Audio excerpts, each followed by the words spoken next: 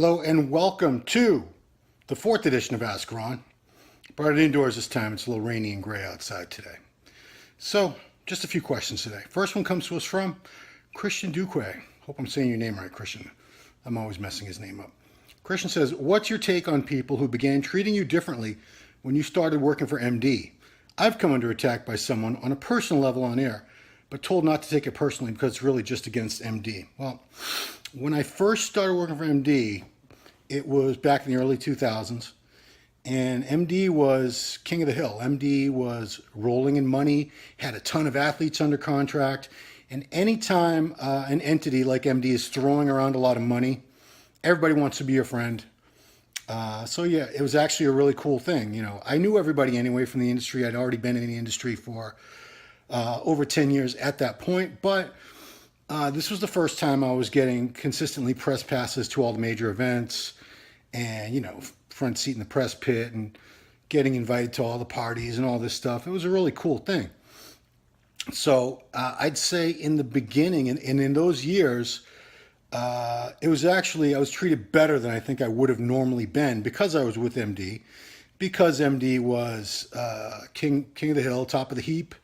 And like I said, rolling in money, throwing money all over the place. Everybody wanted to be under contract with MD.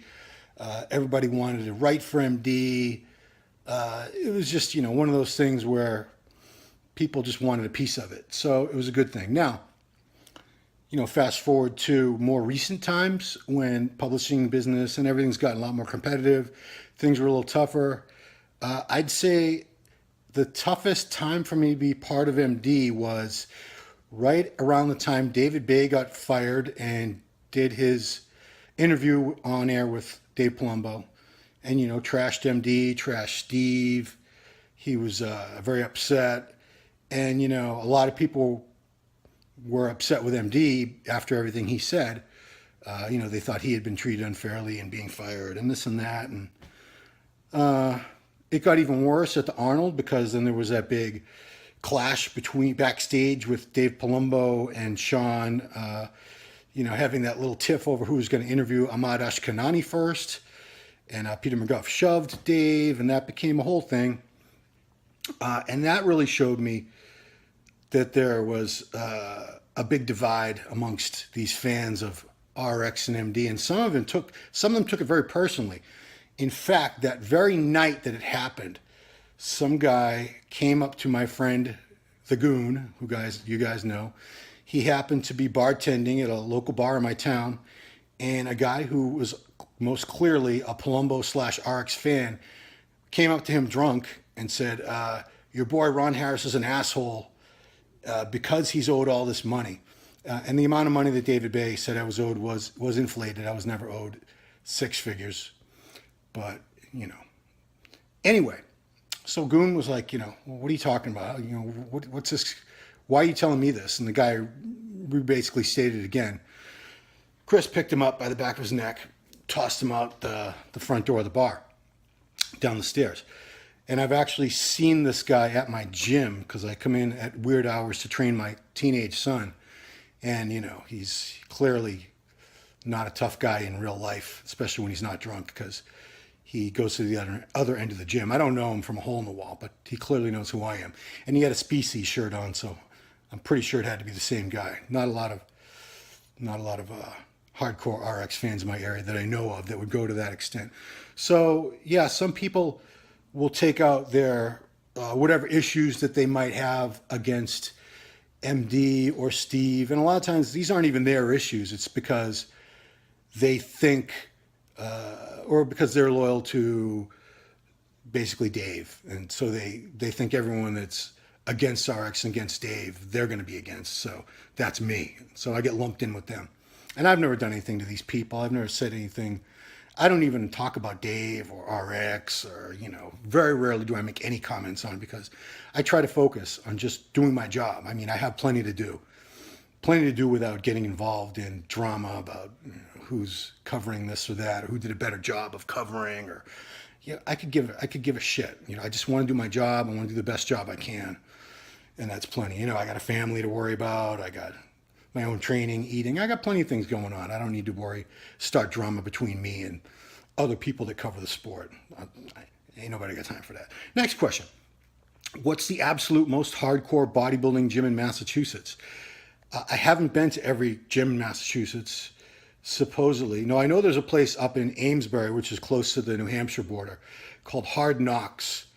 It's a hole-in-the-wall dungeon, like wood paneling, tiny. I've never been there, but I've seen a lot of pictures of it. John Cena used to train there when he was younger.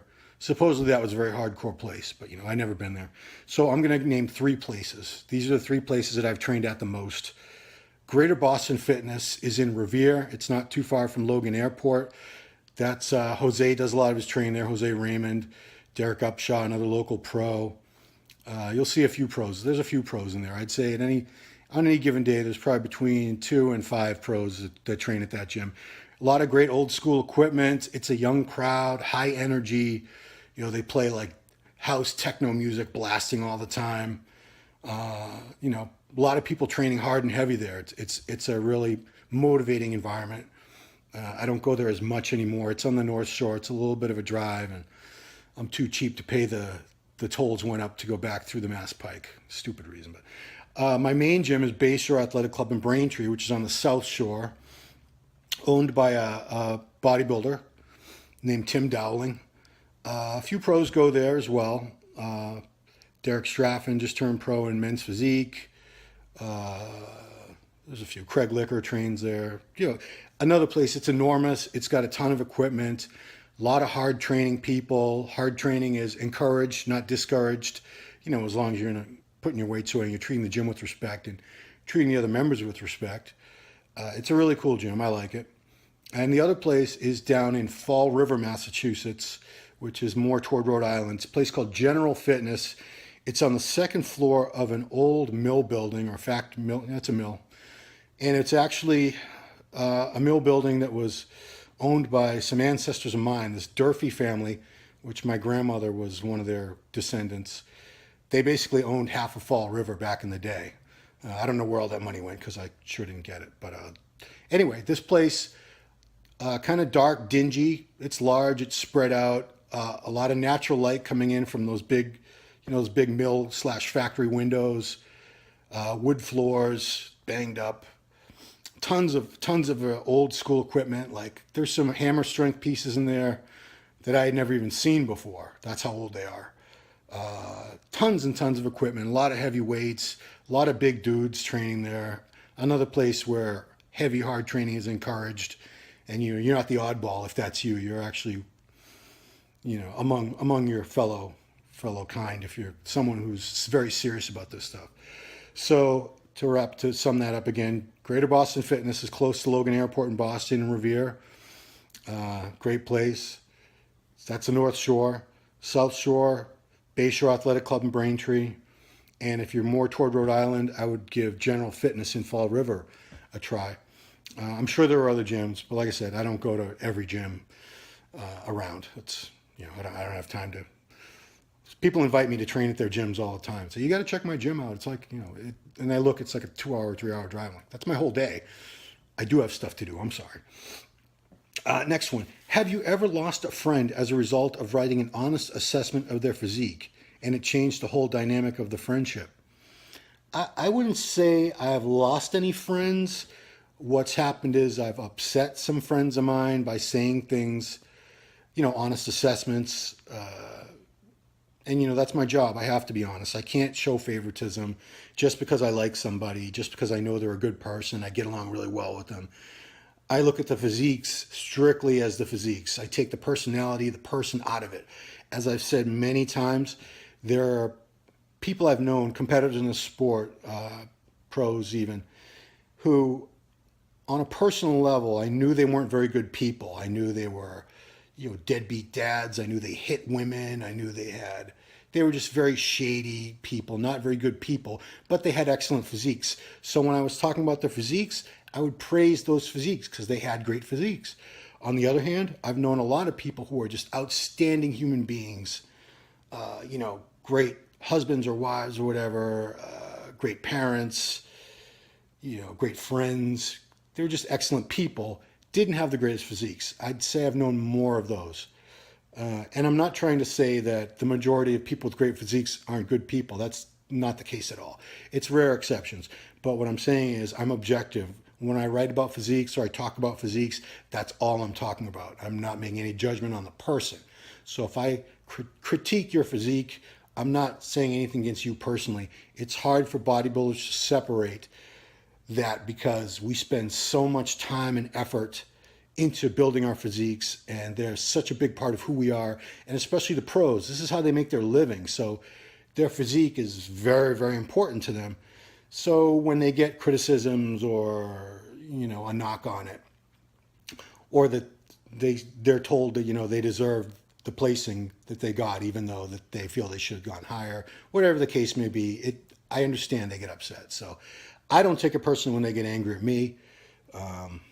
But have I ever lost a friend?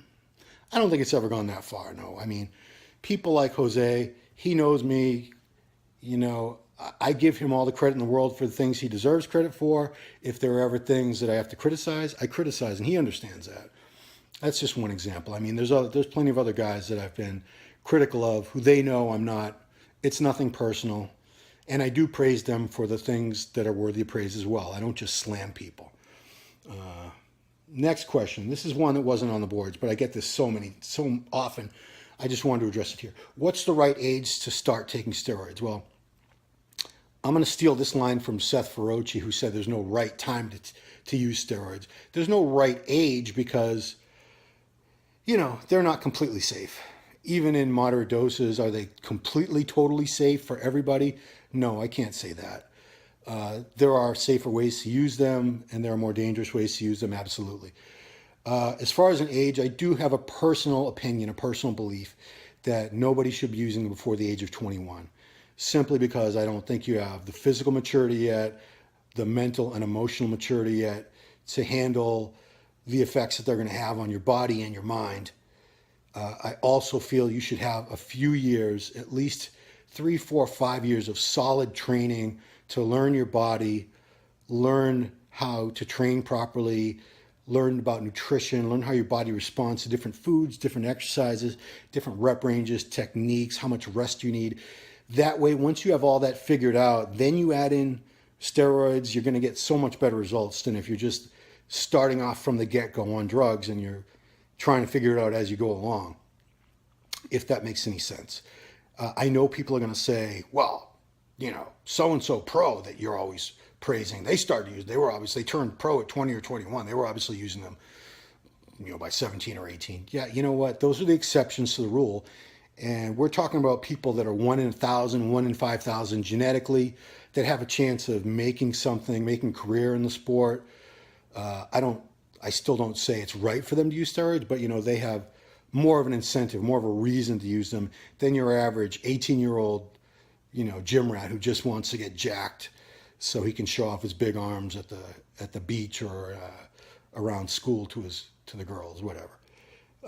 So yeah, I would say generally speaking, I would prefer that someone be at least 21 and have at least 3 to 5 years of training experience. And also, I think you should do your homework and study, do your research, learn about the drugs, learn about side effects, learn how to use them properly or, as properly as possible. Just educate yourself before you jump right in, because otherwise you can make some really stupid mistakes just out of ignorance. Ignorance just means that you don't know any better. It's not a personal judgment against you. And I'm saved this question for last because I know a lot of you could give a shit about Stephen King movie adaptation. So if you don't care, you can stop watching right now.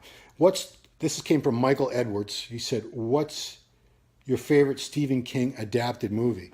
There have been over 60 movies and TV miniseries adapted from Stephen King novels and stories. I could say the best ones as far as the best movies critically, things that were nominated for like Best Picture. You got like Shawshank Redemption, The Green Mile, Misery. Those are all great movies. Those aren't my favorite Stephen King movies because, I've read pretty much everything he's ever written. I started reading Stephen King when I was 10 years old. And I like the horror stuff. So I would say, for me, Carrie was just a really creepy movie. The original Carrie was Sissy Spacek. Well done. Was very close to the novel. The Shining, Stanley Kubrick directed it. It veered away a little bit from the novel, but it was still very well done. Very, very creepy, atmospheric movie. Jack Nicholson was amazing in that movie. Salem's Lot, which was actually a TV series. Great adaptation of the novel. I'm glad they didn't redo it because I think they would have screwed it up. There were actually a lot of horrible Stephen King adaptations. Probably one of the worst ones is a movie called Maximum Overdrive that he directed, which was based on a short story he wrote called Trucks. Emilio Estevez starred in it. It's just awful, awful movie. There are so many that were awful. If you Google all the movies that were made from Stephen King books and novels, there's probably a good 20 of them that were just garbage. Sleepwalkers, Silver Bullet, Thinner, tons of horrible ones because, you know, it's hard to make a good horror movie. I'm a huge horror fan, and I'd say the ratio of horror movies that I watch is 20 shitty horror movies for one good one. And I can live with that because to me it's worth sifting through all the garbage to find that one gem. Huge Stephen King fan, love the guy. He has the same birthday as me, September 21st. That's all I want to say. So this has been Ask Ron number 4. Keep the questions coming. I'll keep answering. Until next time.